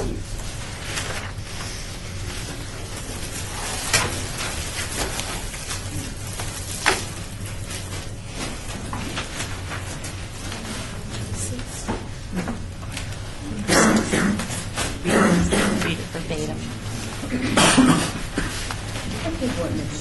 Citizens' participation. Public comment during this portion of the agenda must be limited to matters within the jurisdiction of the board. No subject may be acted upon by the board unless that subject is on the agenda and is scheduled for action. If you wish to be heard, give your name for the record, the amount of discussion on any single subject, as well as the amount of time any single speaker is allowed may be limited. Good afternoon, Philip Holland of the Salvation Army. Just want to first start off by saying, once again, thank you all to the committee here for your time, and I want to especially thank the committee member that's via conference call here for allowing us to be able to have a quorum, being able to move forward with the presentation today. As a committee, I applaud your efforts, and I continue to reiterate the fact that on Tuesday you heard 5 HOPWA, 4 ESG, and 12 CDBG of day 1 of 3 of presentations about to go forward. So 21 presentations in just a couple days. And these are heart-wrenching presentations. They are what we're hearing about is so much need in the community. The clients that we're seeing are touching our lives. And it makes me feel so wonderful to know that about the city of Las Vegas, about being a citizen in the city of Las Vegas, that the support that's here, the agencies that are providing the services, and we're all operating off of shoestring budgets, and we're all trying to do so much with so little. But to see everyone come before you today and be able to talk about that with the services they provide, the Alzheimer's, when I learned the statistics of 1 in 67 seconds, just to be able to hear that is just, and that was the first time they've ever been before you, is just mind-numbing to hear those. The Clark County Law is one of my favorites that I learn a lot about every year. Consumer credit counseling, when I heard living by flashlight, that resonates in me in terms of what I hear that they're going through. And I will certainly, I believe, Member Pappas talked about partnering with them. They provide utility assistance, or they're seeking utility assistance for seniors, but it's a great opportunity for the Salvation Army to be able to, if we run across a senior, to be able to refer them to them and allowing us to have some funds to be able to provide utility assistance for someone else and being able to share the best practices. The Leap Discovery Museum, the first-time bus transportation that Brian talked about, I mean, it makes you smile, it makes you laugh. So I just tell you all, these are great opportunities. Thank you for being a part of this team year in and year out. We couldn't do it without you, and I thank you for your participation. Have a great night, and we'll see you on Tuesday. Thank you. Philip, Tom McGrath here. I'm very familiar with Catholic Charities and all the different programs that they have, and certainly with your time spent there. And what I try to do, I visited 5 nonprofits within the past 6 months that come before us. And I like to do a physical walk-around inspection to get to know the people. And I have yet to do that with Catholic Charity or with the Salvation Army. And I know that you've got a lot of work there to do. Every time I go down 4 Master Lane or down Main Street, my heart just sinks at the number of the homeless people that I see. I'll give you a call in the next few weeks, but I would like to get a tour and become more familiar with everything that Salvation Army does in town. The Quarter of Hope, or the Hope Quarter, that's down the community, that's down the street from here, that's a struggling area. There's so many people down there, and we're really working with the community to educate the community that it's not so much in terms of the community dropping off the donations there, because when they come and drop off the donations there, it encourages people to stay there and versus seeking those services. So we're really trying to educate and work with the community to be able to visit the not-for-profits and be able to learn how they can participate. And so it's coming down, taking that tour, that visit, and the Salvation Army, we are there 24/7, 365 days a year. So please, if you haven't had an opportunity to come down and visit the 7 acres there, come down and take a tour and visit with us and volunteer. So, Phil, one more question, if I could. Now, I know that Catholic Charities has their men's empowerment program where they take the homeless men and put them in a donated suit and clothes, and a lot of these guys don't even have socks. And I've recently learned that you have a very similar program there, right, to get men back on their feet, to get them back out in the workforce. Absolutely, and so that's, in terms of the community, the donations that you all have, that helps to defer those costs, and that's what, as you mentioned repeatedly throughout your sessions, about getting the costs down. We're really looking at the community to help all of the not-for-profits out by being able to make those donations and help us to be able to provide those ties or suits or clothes or men's, women's, socks and underwear and all of those basic need items that helps us so we have those opportunities to get those in donations and to helps us reduce our costs or helps us to serve more people. So we have a program that, a lot of us in the community, we're providing duplicate services, but we service a different niche. Family Promise, as you mentioned earlier, is keeping those families together. That is essential for this community, for us at the Salvation Army to really rely on knowing the Family Promises there, keeping that family together intact. One more question. Recently, you've had a change in senior management, correct?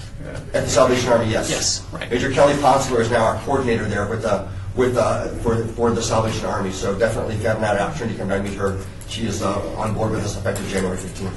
That's all. Thank you. Thank you all so much. Have a great afternoon. Thank you. Thank you. Madam Chair, Member Bolster, that's Tom Bolster staff. Madam Bolster? Your 14th member. I just wanted to say again, thank you to Pam. Thank you, Pam. We appreciate you calling in. No problem. Awesome. And for a point of record, when we have the 5 minutes and the 5 minutes, if you wish to extend the person speaking, you can do that because it's their 10 minutes to use. If you remember, once upon a time, I tried letting them control the 10 minutes, and that didn't work real well. So we had 3 minutes and 7. We let them control the time, and now we're kind of 5 and 5 to give you your opportunity. But if you wish to have them finish a thought, it's But that would go to within the your chairman, right? And then she would make the call on Yes. that, right? But she can't go past the 10. Correct. You can't go past the 10, but if someone's speaking, you want, like our youth earlier, you could let him finish his sentence and then move into questions. It's within your purview. That's fine. We may do that. God, I should have done that today. Okay. Next time. No worries. Next time. I'm just All right. letting you know. Anything else? No, ma'am. Can we go home? Yes, ma'am. Yes, ma'am. Meeting is adjourned. Thank you.